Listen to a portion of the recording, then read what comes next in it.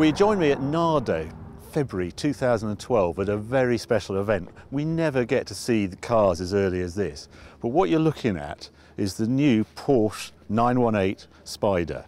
This car is due to go on sale in 2013. They've just brought up this running chassis like this with a, forget the body panels, they're just off a 911.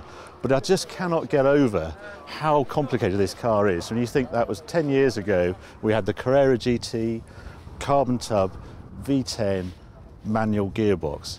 Come to 2013, this car, there's 3 power sources. In the front, we've got an electric motor, an 80 kilowatt electric motor. It's all hidden away, we can't see it.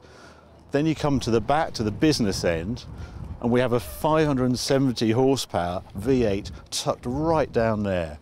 From the Spyder program, so a full race engine made for the road, so it revs to 9,000. After the V8 engine, we then come to another electric motor, 90 kilowatts, hidden down there. And at the back is a 7-speed PTK Porsche gearbox, actually taken from the 911 Turbo. Impossibly, I mean, it's a geek's delight, this car. There's so much to talk about. And there's this mix of kilowatts, electric power, hybrid, extraordinary. We've just been out on track, and we really have to get our head round. This is a new generation of supercar, and it looks like this is the first one to hit the streets. Now, when you drive this car, you have 5 settings. You start on electric only, and bizarrely, they were telling me, the engineers last night, that when you're in electric, just the little electric motor at the front is the one powering you. So this is probably the first front-wheel drive Porsche in existence. Go to the next setting of hybrid, and then the engine will kick in, and then you have the best mix of the two.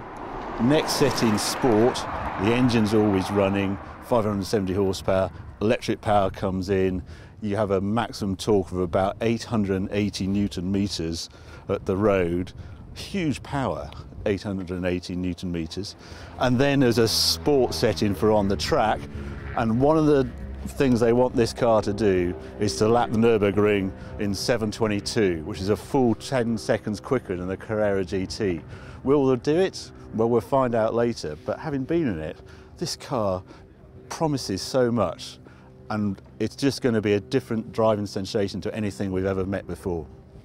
Forget what this car looks like at the moment. This is a rolling chassis prototype. As I say, we never get to see cars like this. This little box on here, that's actually little gubbins that transmits via that to an engineer over there. You can just sort of see how it's running. But the business end in here, tucked right down. What they've really tried to do with this car is to get the weight so low that it's below the centre line. Anything that weighs over 50 kilos, they've tucked right under the centre line. Right down there is the V8. What's interesting is the exhausts are actually in the middle of the V, because what they've tried to do is bring the heat from the exhaust would damage the batteries. So it's actually on top of the engine in this car. These cats come round here, there's going to be a muffler here, and the exhaust will exit out the top of the engine bay. Never been done before in a road car. What's great when you're inside, it actually puts the driver closer to the noise, because they keep talking about emotion and how you want to get the emotion of the driver of this experience. Well, a lot of it's going to come from the noise of that thing singing at 9,000 RPM, about 2 foot from behind your head. So they've just clothed this thing in anything they can find lying around the workshop. So you've got a 911 bonnet, and then a 911 wing. It doesn't really fit, but never mind. A door they actually fabricated especially for this car, and then the back they said, oh, we've got nothing that will fit, so we won't bother.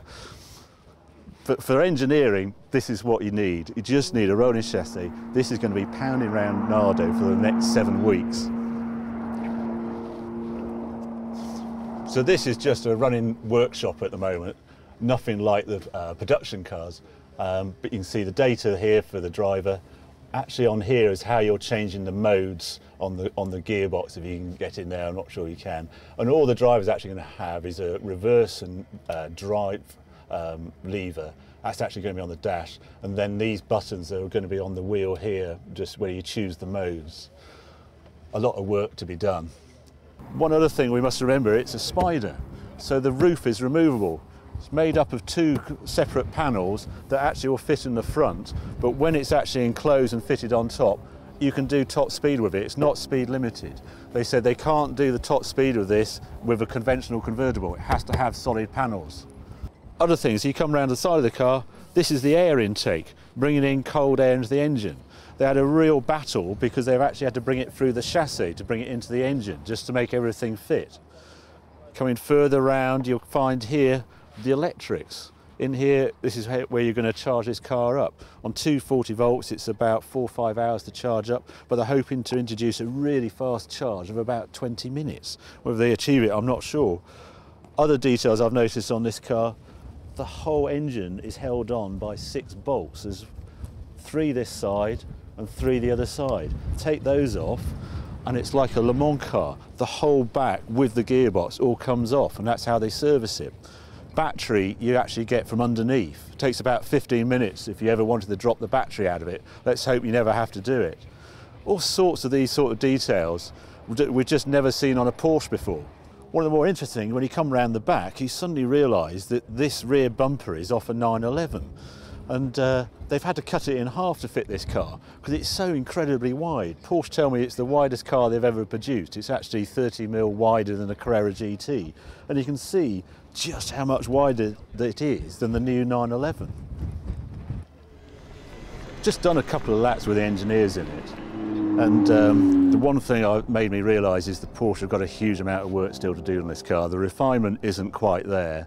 We're only running on 50% electric power today, but the promise of 100% electric power is hugely exciting. And I think owners are really going to enjoy the experience. But so they should, because it's a £650,000 car. And that's the one thing with all this technology, it makes for a really expensive car. But then it's this new age of we're going to be running around 25 kilometres on electric power only. But then you've got to experience a 770 horsepower combined horsepower from the 3 power sources, and it's laps Nürburgring in 10 seconds quicker. I can't wait for our next test drive. Next test drive is in about 6 months' time. We're going to have full power, and I think it's going to just blow our minds.